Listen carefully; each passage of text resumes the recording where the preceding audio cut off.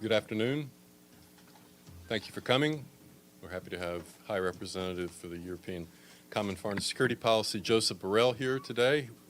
The focus will be on updates on Ukraine and Russia's aggression against Ukraine. And he will make a statement, and then we will take some questions.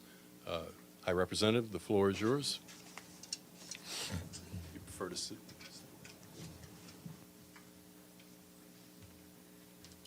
Thank you.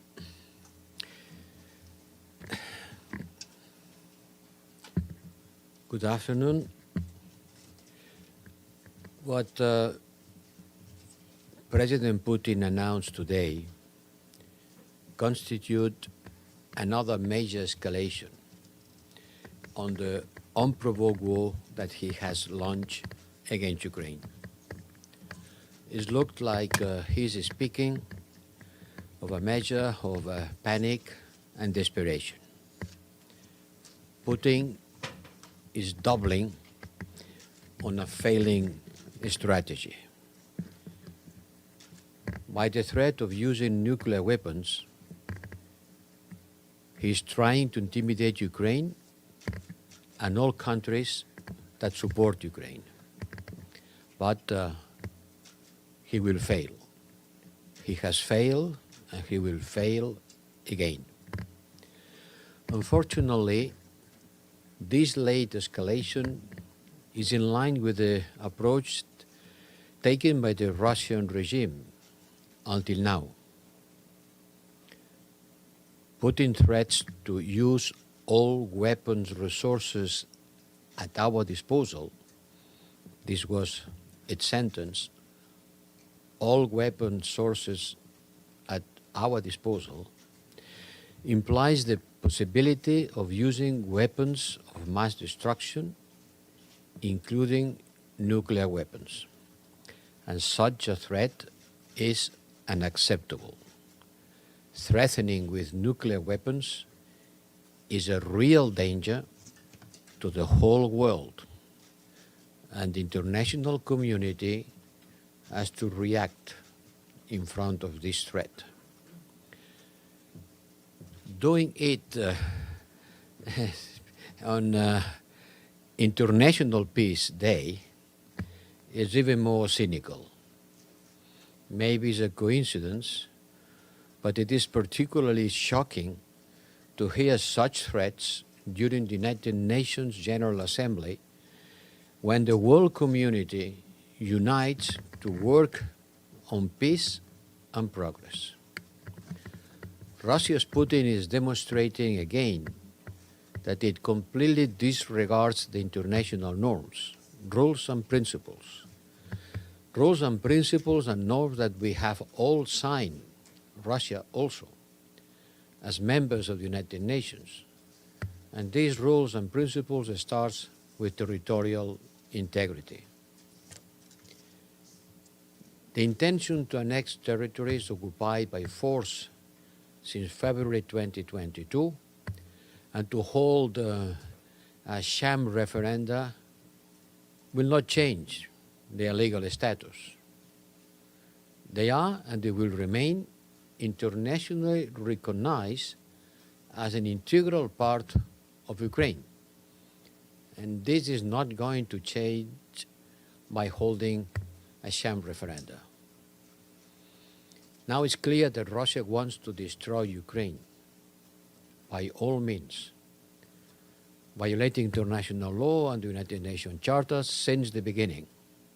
But now it looks like Russia's Putin wants to destroy Ukraine. And the international community gathered here in New York needs to take full measure of what is at stake. The Security Council will meet and discuss about Ukraine tomorrow in this new scenario. I will speak on behalf of the European Union to the Security Council. I will have the great honor and responsibility of addressing the Security Council on behalf of the European Union at that critical moment. And tonight, immediately after knowing the words of Mr. Putin, I am convening an extraordinary and ad hoc informal meeting of the European Union foreign ministers with the purpose to agree on a common line. And the common line, I'm sure, could be summarized saying that we will not be intimidated and we will continue our full support for Ukrainian sovereignty and democracy and continue working for this war to stop as soon as possible before going into bigger challenges, before facing bigger threats, and before the international community have to react to such threats. Thank you.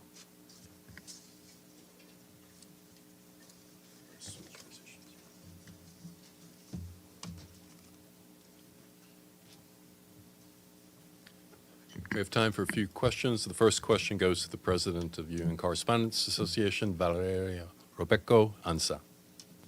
Thank you, Chris, and thank you, High Representative, for this press briefing on behalf of the United Nations Correspondent Association. Valeria Rebecco from ANSA News West Service. My question is, what do you expect from the meeting tonight, and how seriously the EU takes the nuclear threat from Putin? What, in concrete, the response will be? Thank you so much. Thank you. You know that we already had the usual Foreign Affairs Council meeting that we always had when we are here in New York. We hold it on Monday. Now I have to convene another one because I think the ministers have to discuss about these threats, to reiterate the continuing support to Ukraine, and to alert the international community about the unacceptable situation in which Putin is putting all of us. The ministers will discuss, and I can anticipate that they will discuss about how to continue our military support to Ukraine, how we continue putting pressure on Russia. The issue of sanctions will for sure be on the table. We have already said that in case of holding this kind of referenda, or in case of annexation, new sanctions will come. So I will start proposing what to do with the sanctions. And we will reinforce our reach out to all states in the world in order to share with them our strong concern for this situation. So Mario Villar, EFE. Mario Villar de la agencia EFE. Aquí, señor Borrell. Si me permiten en español una pregunta, comentaba usted de la amenaza nuclear del presidente ruso. ¿Qué tipo de respuestas va a preparar específicamente a esto la Unión Europea? Y hablaba usted del incremento de las sanciones. ¿Qué tipo de medidas va a plantear usted a los ministros cuando se reúnan esta noche? If you allow me, I'm going to try to answer in Spanish. I can repeat that later in English, but there is translation? I don't think. Okay, allow me to say that in Spanish, and then I will translate it in English. No? Pam will translate. It's not very often that I have the possibility of answering in Spanish. So, look, how can I summarize on the previous question? You know, the nuclear power station of Zaporizhzhia is in a dire situation. The risk of a nuclear accident, let's call it accident, in Zaporizhzhia is very high. And not only very high because the bombs are falling on the immediate vicinity of a nuclear station. Can you imagine a nuclear station, the bigger nuclear station in Europe, being bombed around it? I said I was going to answer in Spanish. And I jumped to English. I said that que el riesgo de un accidente nuclear, vamos a llamarle accidente, no es despreciable. La mayor central nuclear de Europa está siendo bombardeada en su perímetro inmediato. Y la Agencia Internacional de la Energía nos dice que está funcionando en unas condiciones de precariedad alarmantes. Nadie tendría la caldera de gas de su calefacción en casa funcionando en condiciones de precariedad alarmante, ¿verdad? Porque todo sería consciente de que corre un cierto riesgo y repararía esa caldera. Bueno, pues la mayor central nuclear de Europa está, nos dicen, trabajando en condiciones de precariedad. El riesgo de un accidente nuclear no es despreciable, es lo que nos dice la Agencia Internacional de la Energía Atómica. No hay que ser alarmistas, pero hay que ser consciente de los riesgos. Y ahora nos dice Putin que está dispuesto a utilizar todas las armas a su alcance, y cuando alguien dice eso es porque en todas incluye las armas nucleares. Es una enorme irresponsabilidad y algo completamente inaceptable para la comunidad internacional. Hoy los ministros van a discutir la reacción europea, que no le puedo anticipar porque mis colegas no estarían muy satisfechos. Tendré que explicárselo después. Pero ciertamente vamos a insistir en las medidas que hemos tomado de apoyo militar, de presión económica, con sanciones sobre Rusia y de acción diplomática internacional. Well, I was saying that the biggest nuclear power station in Europe is working in precarious conditions. And nobody would have the boiler, the heating boiler system in his house working in precarious conditions, because it will be aware of the risk. So we don't have to be alarmist, but we have to be aware of the risk. And that's what the International Atomic Energy is telling us. You have to take measures in order to create a perimeter of securization of the central. So a nuclear accident, let's call it accident, may happen. But what Putin says is that he's ready to use all arms at his disposal. And when someone says all, implicitly means also the nuclear arms. And this is an extraordinarily grave responsibility and something that the international community cannot accept. And we Europeans will discuss about how to reach out, how the United Nations themselves, United Nations in this week has to react. I cannot tell you which are the measures that we will propose, because certainly I have to do it first with my colleagues. But we will continue doing more of the same. More of the same means military support, economic pressure on Russia, and diplomatic reach out to the rest of the world. Pam Falk, CBS News. Thank you so much, High Commissioner. Thank you, Chris. It's Pamela Falk from CBS News. Both President Biden and President Macron emphasized the need for unity at the UN in 193 countries and on the well, maybe not on the Security Council, and to focus on countries that believe they are non-aligned or abstain.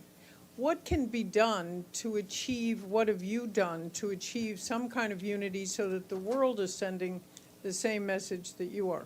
Thank you. The situation requires a high-level diplomatic involvement.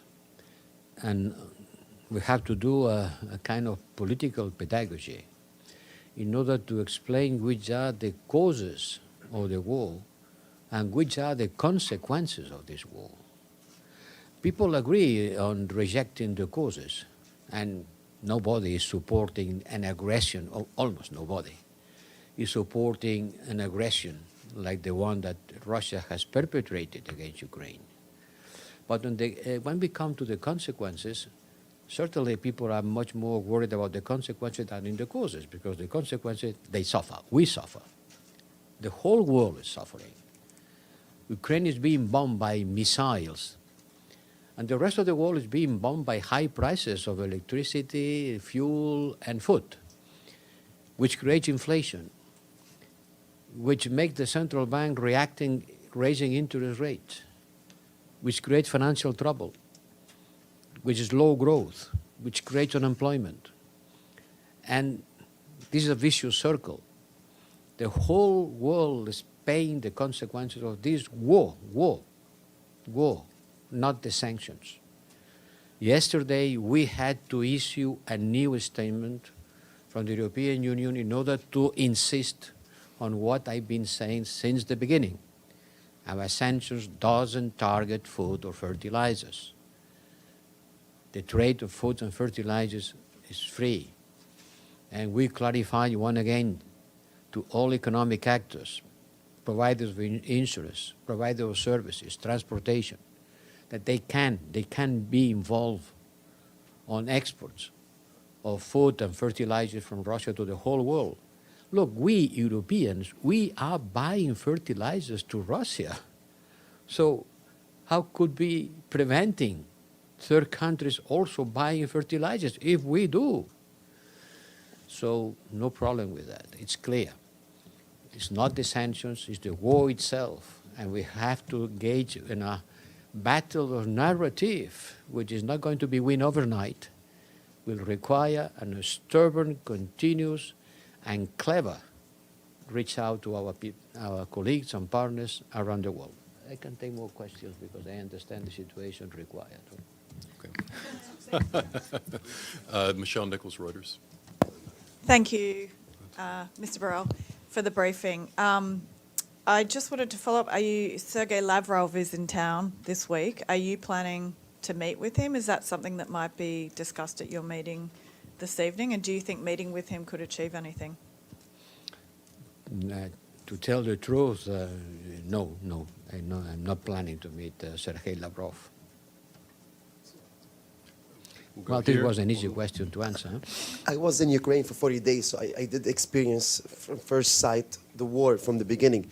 And European nations are delivering arms and all what they can as equipments for the Ukrainian army. Let's say Putin acts on his threat.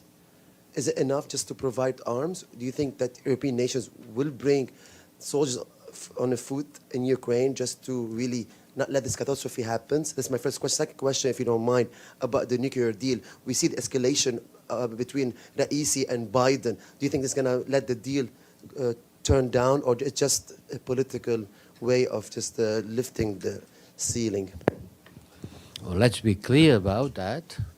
Since the beginning, we have said that we are not belligerent, that we are not engaged in the war.